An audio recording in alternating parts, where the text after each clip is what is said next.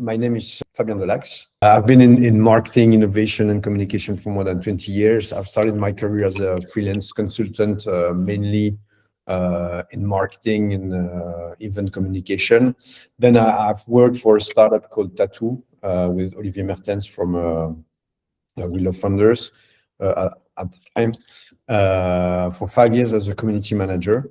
Then I've been the digital marketing manager of the Opéra Royal de Wallonie for a year. Then I've started my journey at NRB, which is a big IT company. And I've been a marketing manager there for 5 years. And then I've stayed in the company, but I've switched job and I became digital transformation and innovation consultant. And that's how I've founded the corporate startup Flora by Etias, which is the yellow bank of insurance in Belgium, that I've took from 0 to more than 50K customers and 2 million euros annual recurring revenue. And next to that, in 2022, I started my own company, which I called La Super Grosse Boîte, to offer training and coaching, but also consulting for growth marketing, with the growth marketing services, and also mainly, and that's the reason why you are in today, to accompany companies and entrepreneurs on LinkedIn, where I have more than 24K followers. I started publishing there seriously in April 2022 when I launched my business. And since then, I've reached more than 13 million organic views on the platform. I'm also ranked #1 growth marketing and lead generation content creator in Belgium by Favicon, which is an organism that ranks influencers.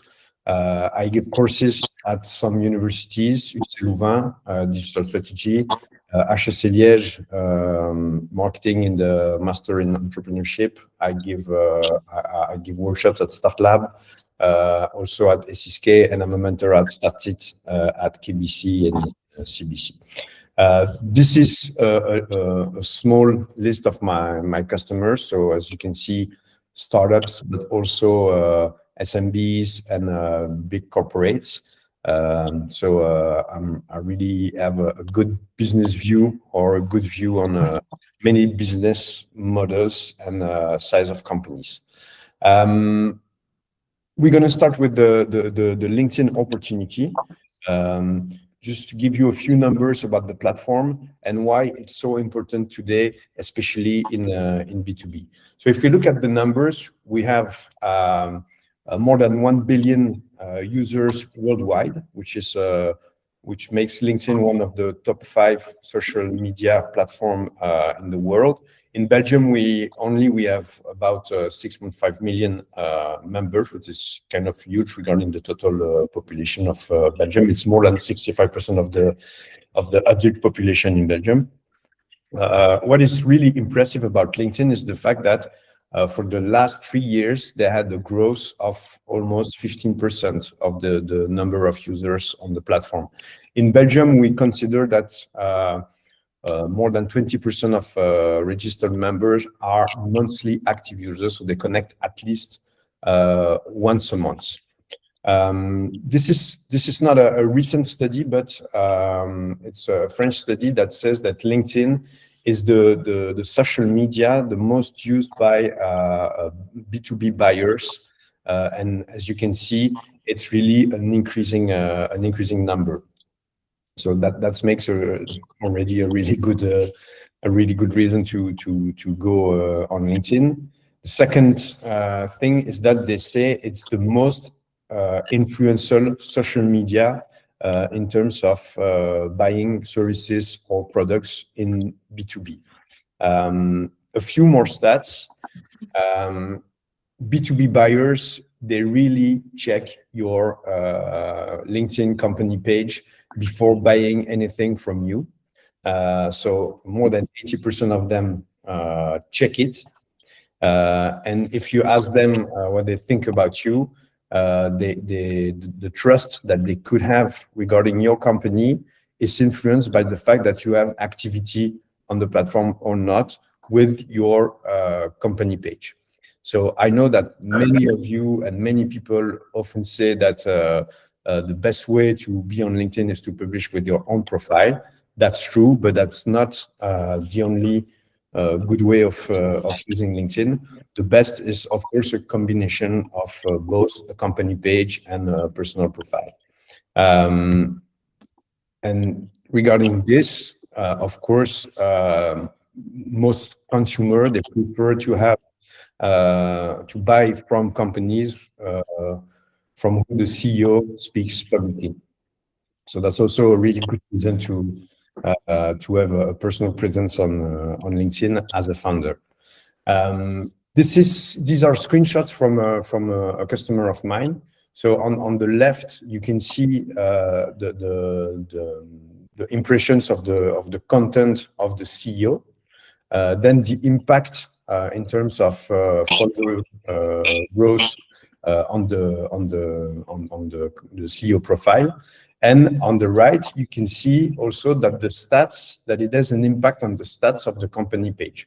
So you can see from about the same period, the visibility and the number of visitors on the page, but also the traffic generated from the LinkedIn page to the website of the company increased by several 100%, just because we started to publish content on the CEO profile.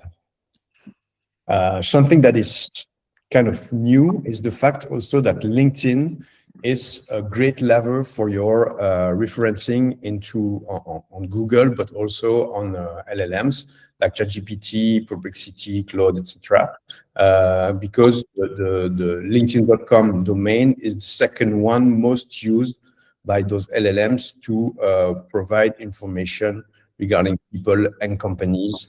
And so at this level, once again, company pages and personal profiles are on the same page. This means that LinkedIn is a good source of LLMs and for you to be seen on social media and on search results in LLMs, but also, of course, on Google. So the question now, and that's all the point about this webinar, is how to seize this business opportunity. I'm going to present you the 7 steps of my methodology to really become unmissable on LinkedIn as a company and as a founder. So the first step is really to define your objectives. Of course, if you are a freelancer or solo entrepreneur or the CEO of a company, or if you are an employee, you will have different objectives because if I look at my own customers, CEOs, most of them, they want simply to increase their visibility and brand awareness. They are not the sales guy of the company, or not anymore, and so they don't really want to generate direct leads. But if you are a freelancer, or if you are an early stage startup, and you have this role of being the sales guy, of course, you also want to be the guy generating business, generating leads for the company. So that's the first step. It's really to decide what you want to achieve on LinkedIn. Do you want to increase your visibility, increase your authority, generate business, recruit people, all those kind of things that you have to define at the beginning before doing anything else. To answer the question, yes, the slides will be sent. The second thing to do is to choose your target audience, and that goes, of course, with your business and how to define your target audience for your business but it can be also some people to recruit if you have those kind of objectives and challenges. So there, I would advise you to create what we call an ICP. So an ICP means ideal customer profile, and an ICP concern a company. So it's for a B2B purpose. So the kind of information that you will have in your ICP will be the geography where they are active, the number of employees, for example. It can be the industry they are active in, and all those kind of stuff. Maybe the size of the turnover, and also once you did your ICP profile, you can do what we call a persona. So a persona is the profile of a single person. That can be the profile of someone within a company. So you have, for example, the marketing manager, the human resource director, the CEO. Those are personas within a company, within an ICP. But if you are in B2C, of course, you will have only personas who are your target customers directly. One thing that I would like you to understand regarding personas is the fact that most people do the error to only mind what I call the demographic information about somebody. And this image is quite famous, but if you look at Queen Charles and Bon, two very different profiles. But if you look only at the demographic, they are the same person. So they are born in 48. They grew up in England. They have 2 children. They love dogs. They are wealthy, and they go on holiday in the Alps. But of course, one is the King of England, and the other one is a rock star. What's interesting is also to look at what I call psychographics. So basically, these can be the motivations and the different level of needs of your audience. And I like to talk about those 3 levels of needs. The first one is a functional level. So if you sell cars, you sell a functional, you address a functional need, which is go from point A to point B. But there is also an emotional levels. That's how your audience wants to feel when they use your car. So if you buy a Volvo, it's not really the same emotion as a Ferrari or something like that. And if you go even further, you have the status needs, which are how you want to be looked at by other people, how you want to be considered by other people. And the truth is that you don't communicate and you don't have a marketing that's the same if you address functional levels or status levels. For example, if you look at if you are a brand that sells bag, you can be H&M and you can be Chanel. Chanel will never talk about the features of the bags they sell. They will just say, this is a Chanel bag. And there's a logo on it that can show people that you are somebody that can assume buying a Chanel bag. But of course, H&M will talk about the features, the small pockets into the bag that helps you put your keys, for example. That was for the second step, so to define your target audience. The third one, and the first step will be to clarify your positioning. Your positioning as a brand or as a person, depending on how you want to present yourself. The 3 basic components of marketing positioning is first what we call the marketing category or the marketing subcategory. That's something that when you say it, people understand immediately what you do. If I say, I am a real estate agency, everyone understands what is a real estate agency. I don't have to explain. So that's the thing you have to define. And you can have subcategories. Like if I go into a marketing agency category, you could have SEO agency, which is a subcategory of a marketing agency. Then you have the segment. So that's once again the group of people, the segment that you want to address. So your target audience. And then you have, of course, the specific needs that your company addresses. That's really the basic, but then you have a fourth criteria, which is what makes you unique, what is your differentiator, and what makes you different from the competition. Because positioning is really positioning your brand on the market regarding the alternatives that people have, the other companies, the competitors, but also most of the time, if you are a SaaS, the most common alternative will be Excel. That was it for the first third step. The fourth one is really to define your brand or your personal brand if you want to communicate as a people. My favorite definition of a brand is Jeff Bezos' one. He said, your brand is what people say about you when you are not in the room.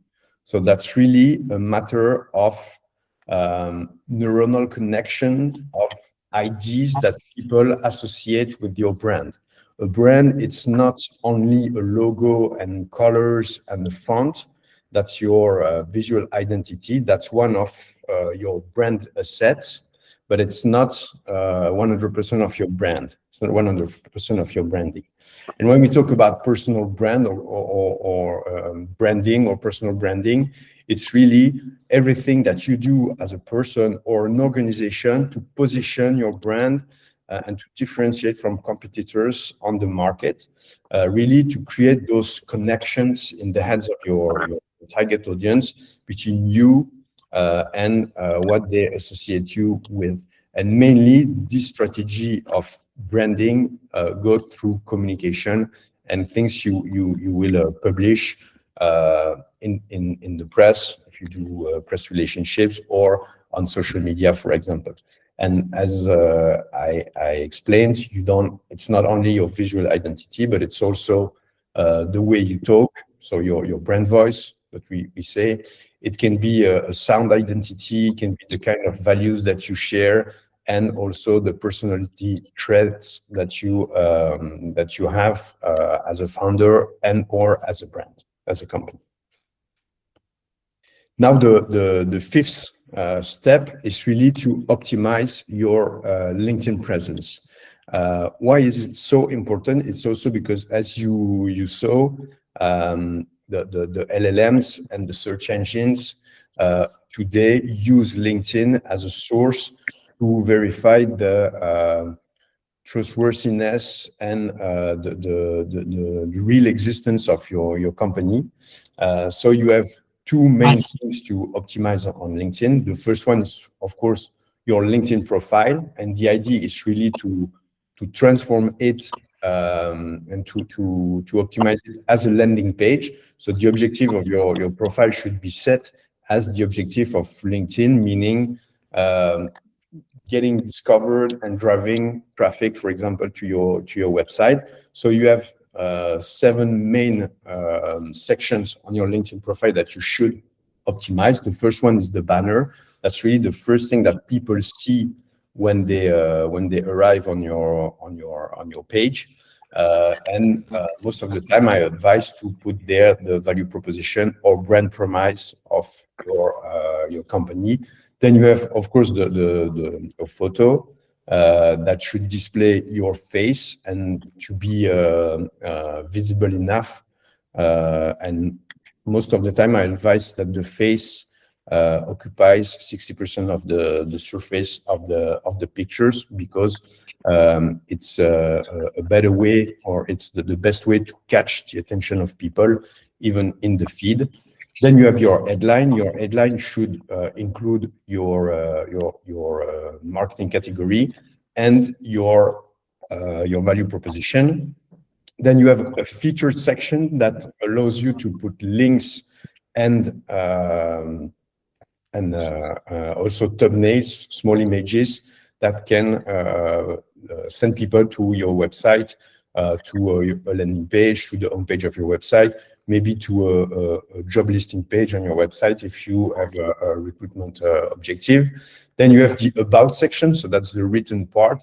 Most people use it as a resume, but that's not really the best way to do it. It should really be something about the audience and the problem that you solve for them, and the story of your journey, and why you have this value proposition today, and ending by a call to action to get in touch, to visit your website or something like that.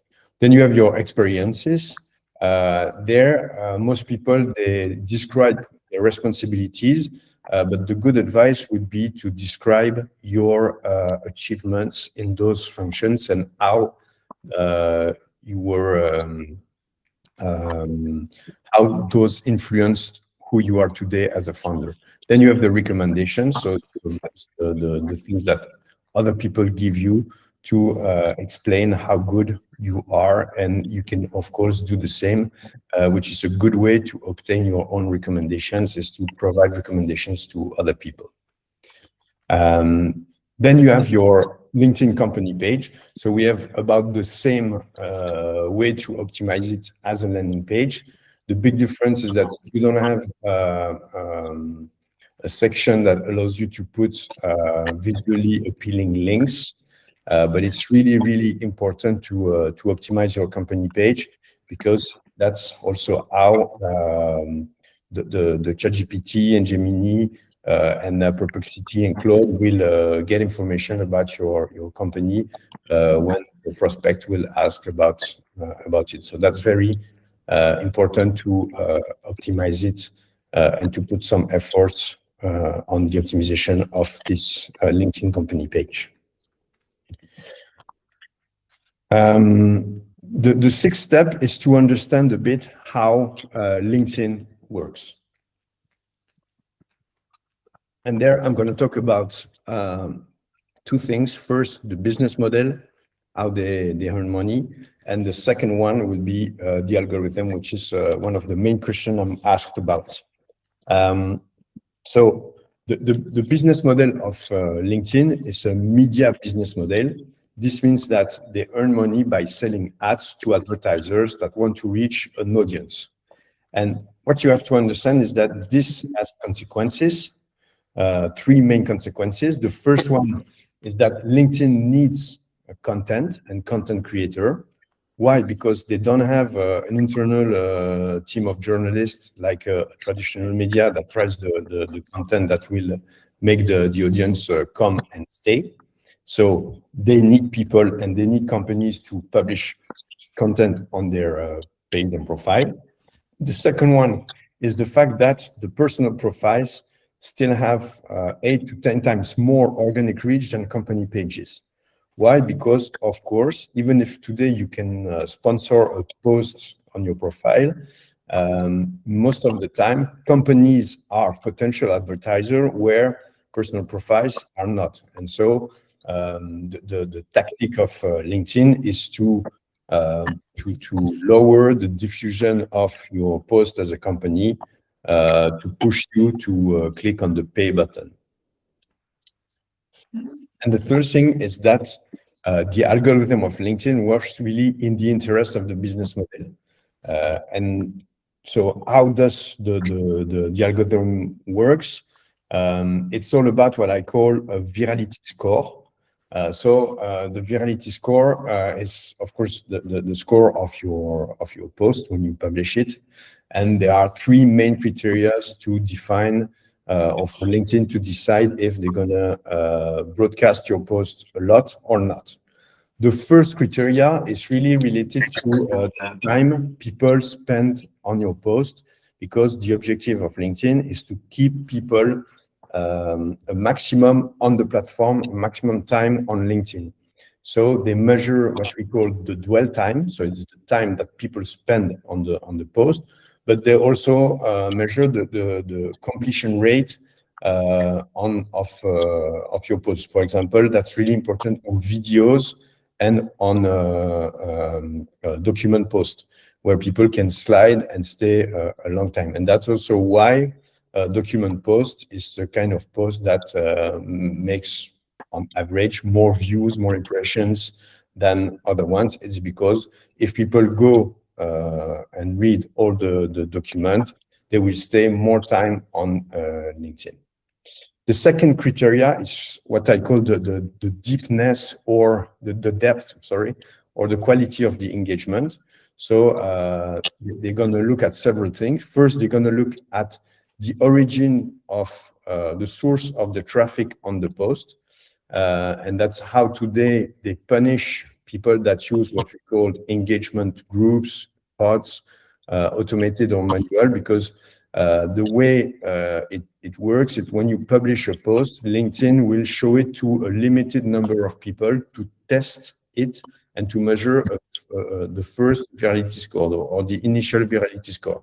So if you send 100 people from outside on LinkedIn to your post, they will understand easily that you are cheating and trying to get more engagement than the number of people they decided to show your post to at first. That's a part of the quality engagement, but also if you see the post of somebody and you like it before reading it, then it's a low quality like, I would say.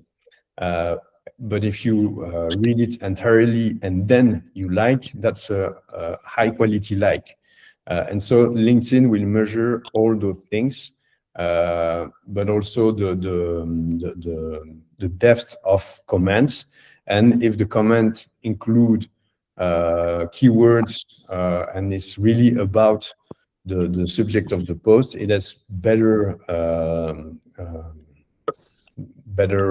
it's better than if it's for example a comment that said thank you for sharing, or great post, thank you. This has almost no value for LinkedIn. They prefer comments that will generate posts that will generate conversation, real conversation, and exchanges between people in the comments. And the third criteria of this virality score is the engagement rate. So it's the number of people, or the percentage, the ratio of people that saw the post, that liked it, or that reacted to it with a comment, with a share, with a save, with any kind of engagement. In the past, that was really the main criteria, the ratio and the engagement rate. But today, it's the least important in the way LinkedIn calculate the potential virality of a post. That was it for the sixth step. The seventh step is really to develop your editorial strategy. So the components of an editorial strategy would be three things. First one, really, it's the what you talk about. It's your editorial line. It's your what I call the content pillar. So it's really the subjects you want to talk about.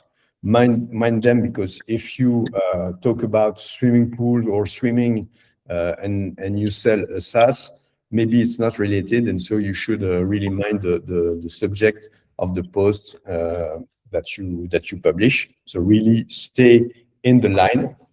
Also, it's really important because today your editorial line, the content pillars, should be really aligned with what you say on your profile, because the algorithm of LinkedIn is today not a basic algorithm anymore. It's an artificial intelligence that will mind the consistency of your profile, of your page, and of the topics that you talk about in your publications.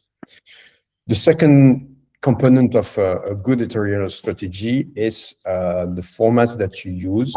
I really advise not to publish all kinds of formats that LinkedIn proposes, because you can, of course, have simple text posts, images, photos, documents, videos, polls. So you have 7 to 10 formats that you can use on LinkedIn. I really advise you to stay at 3, 4 maximum, and to use at least one visual format, so people can recognize you as a brand. If it's a personal brand, of course, it will be more about using portraits and pictures of you. But if you publish as a brand, as a corporate brand, of course, you will have to use a visual identity to create brand recognition. The third component is really the frequency at which you're going to publish. I'm always asked, what is the good publication frequency? The least, of course, the more you publish, the better, but not too many times. I would say that the publication frequency starts at once per week. And as a company, you can go up to 4 or 5 per week. And as a CEO, founder of a startup, you could publish 1 to maximum 3 times per week, because otherwise you're gonna look like somebody that has nothing else to do, maybe create some fatigue.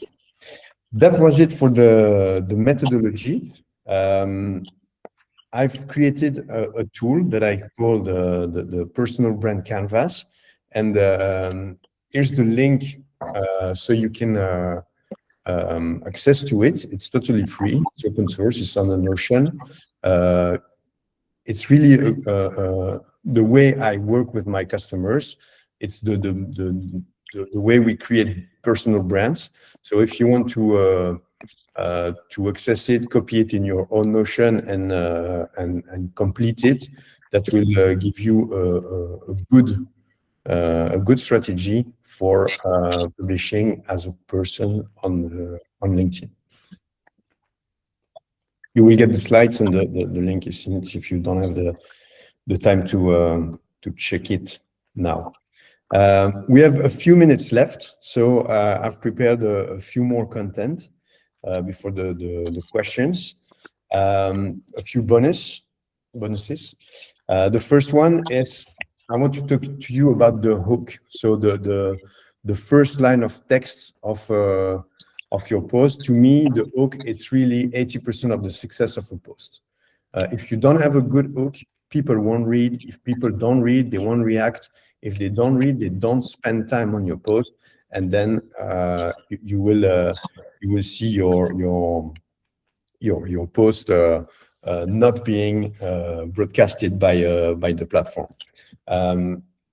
There's a study that has been run by TikTok, and that says that our brain takes less than 2 seconds to decide if we're going to read a content on a social media feed or not. So this really underlines the importance of having a good hook. And you will ask me the question, or I hope so, or that you ask yourself the question, what is a good hook? To me, a good hook follows the 80-20 rule. It means that you have to give in your hook something interesting enough to catch the attention of people. But if you give everything in the hook, then people don't have a reason anymore to click on the see more button. So a good hook has what I call a strategic gap.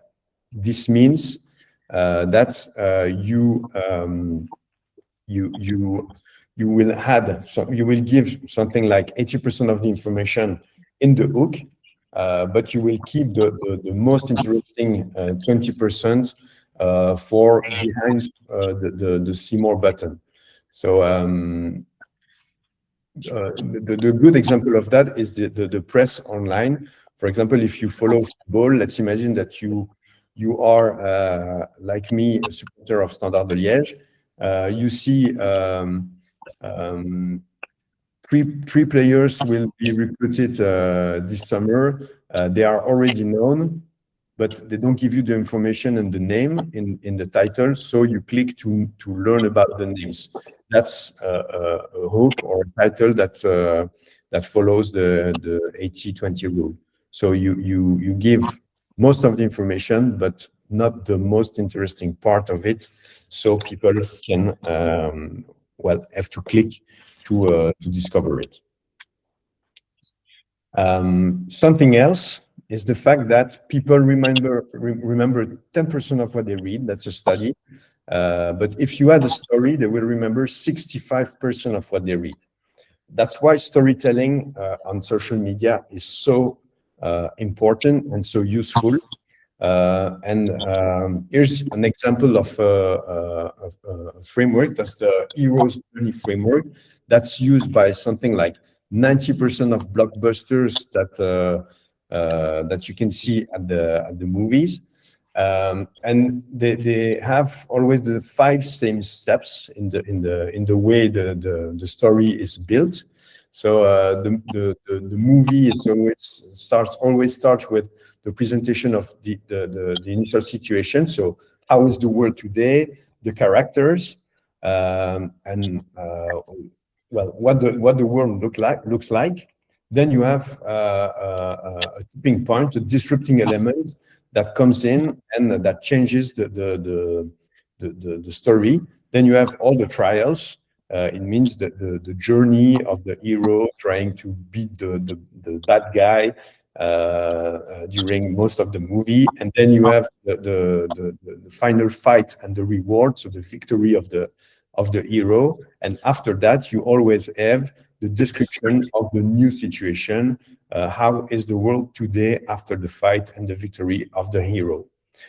So that's the way most movies are built or scripted. On a LinkedIn post, what we're gonna add is 2 things.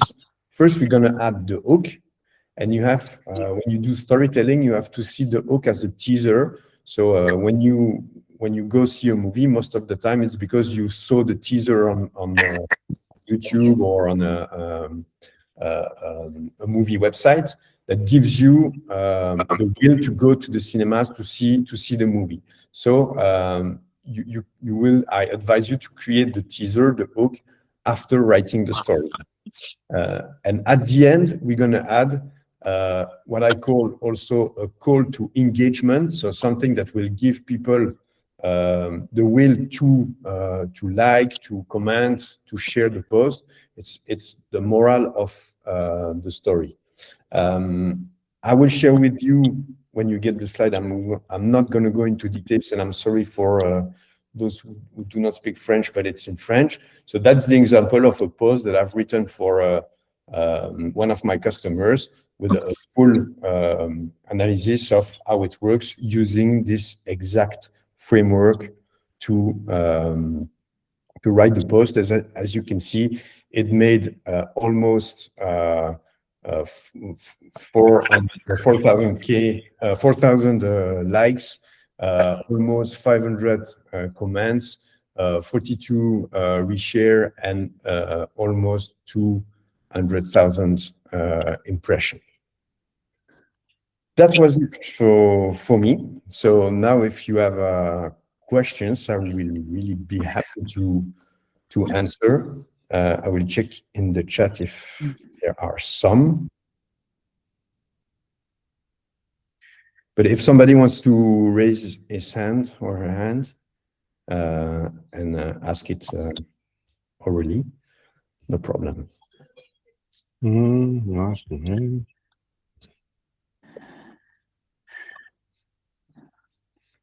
I only have comments of assistance. Yes. For me? Yes.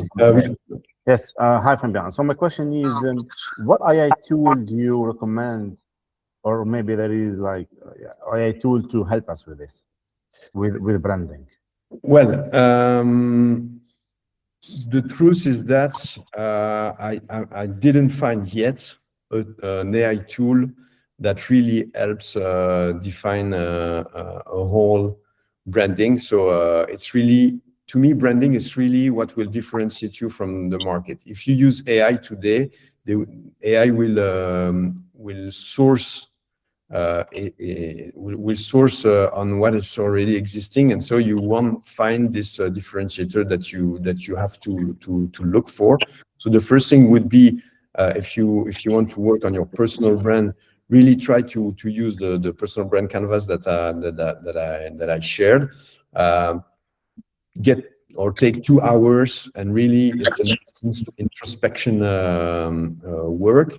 But once you have defined this, you could use any generative AI like Claude or ChatGPT to help you find ideas of posts and stuff like that.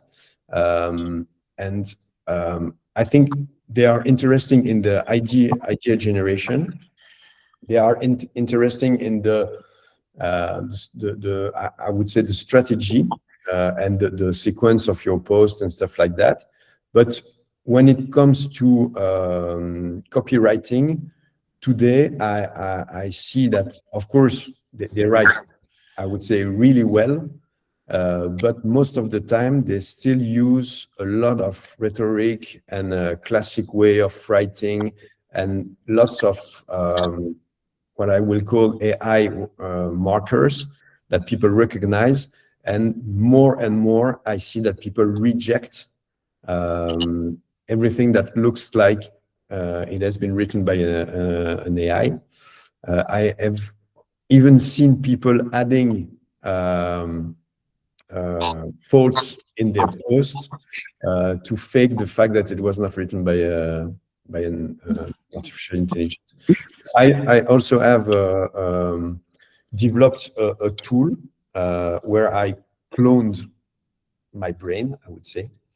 I'm going to put the link in the chat.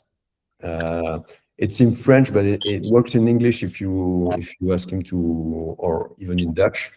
And this is a tool that you can use. For the moment, it's totally free because it's still in beta mode. You can use it to challenge your LinkedIn post, your strategy, and your LinkedIn profile. So I've put the link in the chat. I don't know if it's. But really, always try to start from yourself. So you will find what makes you unique, and you will emerge, I would say, because the another truth. I'm going to take back the example that this example. It's a story that no AI could have invented. You see, that's this is a unique story. Nobody else lived that. And what made the success of the post is also, it's not only the framework, it's also the fact that it's a true story and that it's a unique story that you haven't seen anywhere else. And so that makes it unique. And this cannot be found or invented by an AI today. Yes, Daniel. Yeah, thanks, Fabian. Thanks for sharing your thoughts and all these interesting links to different tools. I have a question on LinkedIn and humor on LinkedIn. Because it's a social network, social media, but at the same time, it's a professional one. Yeah. So how much humor are we allowed, actually? Well, people that know me personally, that had meetings in real life with me, my team at Flora Bayetia, so about 30 people, know that I always do jokes, and I cannot imagine a life of work where you don't laugh at least once a day. That's so I was always joking, but not taking myself seriously, but doing things very seriously. But I think that we need fun to feel accomplished. Well, if you look at my post, I often post memes and fun memes, and to be honest, these are posts that have higher reach than the average of my post. Even if it's a single image plus a line or two of text, this works really, really well. But of course, it's always a question of branding, meaning what do you want? How do you want the other to perceive you or your brand? If you only do that, they won't understand what you offer. So this can be like a cherry on the cake, but not the one of the main, I would say, topics of your strategy. But that works well in terms of impressions and reach. Cool, thanks. I see a question from Jean on the chat. I've been posting actively on my personal account for 1-2 months. I have nice feedback, likes, engagement, but I have the feeling that post after post, I haven't especially reached a public that is not following me yet. Do you have any tips or levers about how to reach people that don't know you yet? And obviously trying to reach target profiles for our business. Is it more about content for the algorithm, tagging people, companies, making them like, comment to reach their audience, sponsor content? Okay, there are lots of questions in the same question. So first, very practical thing: if you tag people or companies in your post and they do not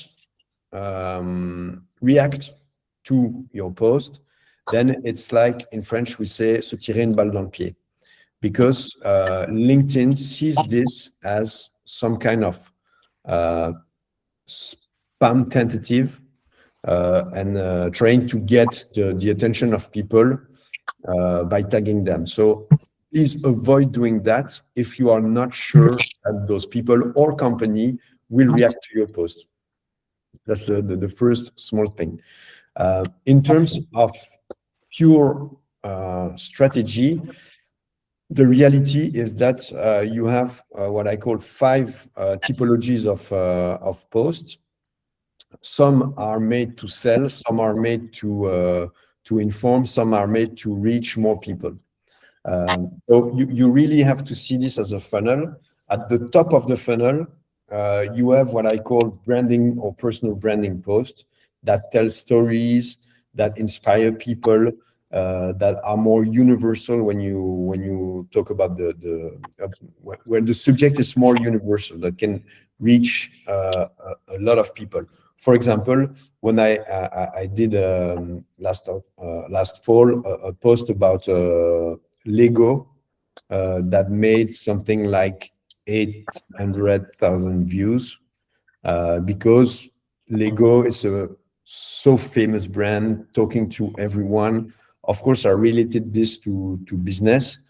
I did the same with a post on Burberry, which is also a very famous brand. And this kind of post will talk to lots of people. What is important, if you do this kind of post, you don't have to expect business from this post. The idea is really to reach an audience that doesn't know you yet, as you said, Jean. And the fact that your profile will be optimized for your target audience, then you will see. Last year, or no, it was in 2024, I did a post that made something also like 800,000 impressions. That generated something like 500 more followers. And when I checked the profile of those followers, they were in the target segments that I wanted to reach. So people that discovered me with this post and didn't fit my audience did not subscribe to my profile.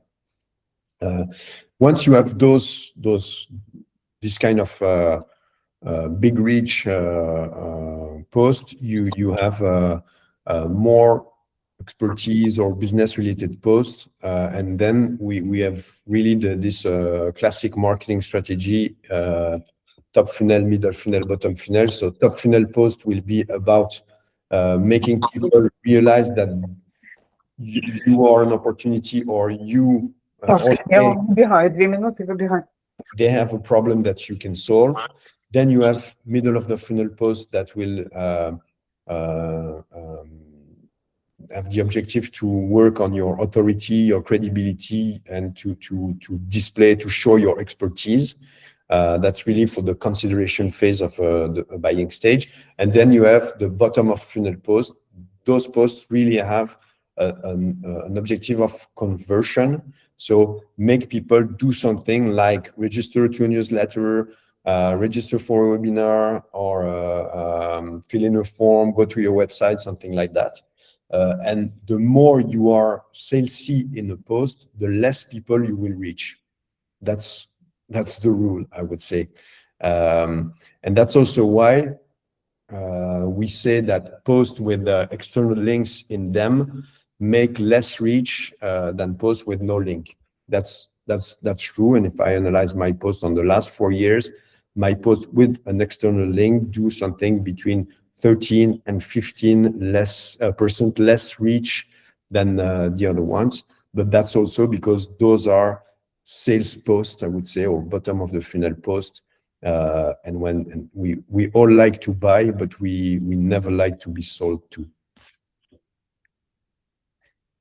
Is there another question? And I hope, Jean, this answer your... Yeah, it does. Thank you so much. And following this, do you have other insights about all the paid items of LinkedIn? For instance, the ads and the premium accounts? So to me, it really depends on your strategy. So you have, if we go to the paying accounts of LinkedIn, if you are in B2B and if you want to generate business from the platform, first, do not expect people to reach out and to do pure inbound marketing or inbound lead generation just by publishing content. That's over. That's finished. I think that 2 years ago it was still possible. Today it's really dead. And so you need to identify what I call interest signals. And the one of those signals is, well, those signals are mainly people that look at your profile, and then you need a premium account to see who looked at your profile. People that followed you, people that ask you for a connection. So these are the 3 main interest signal that you can identify. You need a paying account to see the people that who watched your profile. All right, so it's more helping on the sales side than... Yeah, it's really a combination of both. The Okay. real strategy to generate business, B2B business on LinkedIn today is really to have this inbound strategy to publish content, to get noticed, to reach people that don't know you yet. And then if you identify signals from those people that interest you, of course, not from anybody, you have to reach out. But the good news is that if you do cold reach out, meaning you send emails or phone calls to people that don't know you, you won't have more than 4 to 8% positive answers. But if you practice what I call softbound, meaning reaching out to people who watch your profile, followed you, and are in your niche, then you will be able to reach something like 35–40% answer on your outbound messages. All right, thank you. And regarding to the paid content, it really depends on your resources first. So if you have money to spend on ads, and you have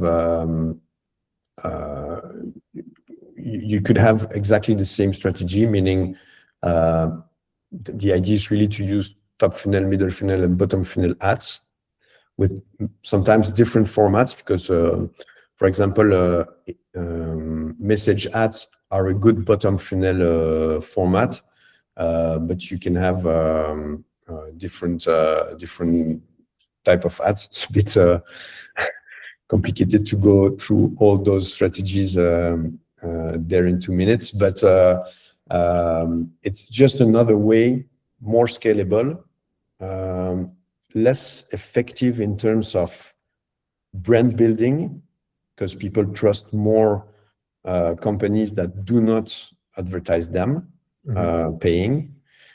So my advice, if you have the resources to do it, is to do a combination of both paying content, meaning ads, and organic content to really build trust and authority. All right, and when you pay ads, is based on the impressions or based on the click? You can choose your objective. Yeah. So really the idea would be to create, for example, a first campaign with an objective of reaching your target audience. So they discover your brand, they discover you, and then you will bid on the number of impressions. So we'll pay by what we call CPM, cost per mile. So really the objective is really that the people in your target audience see your ad, and then you can decide to make another campaign that could be that could target people that saw your first ad, and there it's a conversion objective, so you can pay by number of objectives attained. But in the end, it's always based on the number of clicks that you will have on the ad. But the algorithm of the platform will calculate the number of clicks they need to make to attain your objective. Your objective could be, if you have an e-commerce, to have a sale online, but it could also be to have someone fill in the contact form on your website. And then if they identify that you need 10 people that visit your website, you have one fill in the form. You said, for example, I'm okay to pay 200 euros for having a form completed, and you pay 10 euros per click, then they will send 20% to your website. And they will still invoice by click, but and all the advertising platforms of social media, Meta, and even Google Ads, they work that way. Yeah, that's right. All right, thank you. Okay, if there's time for one last question. Anyone? Okay, then I will thank you very much for being here today. I will share the link to the replay to Nicolas and send him the slides so he can share them with you. In the meantime, I will invite you to help me reach the 25K followers on LinkedIn.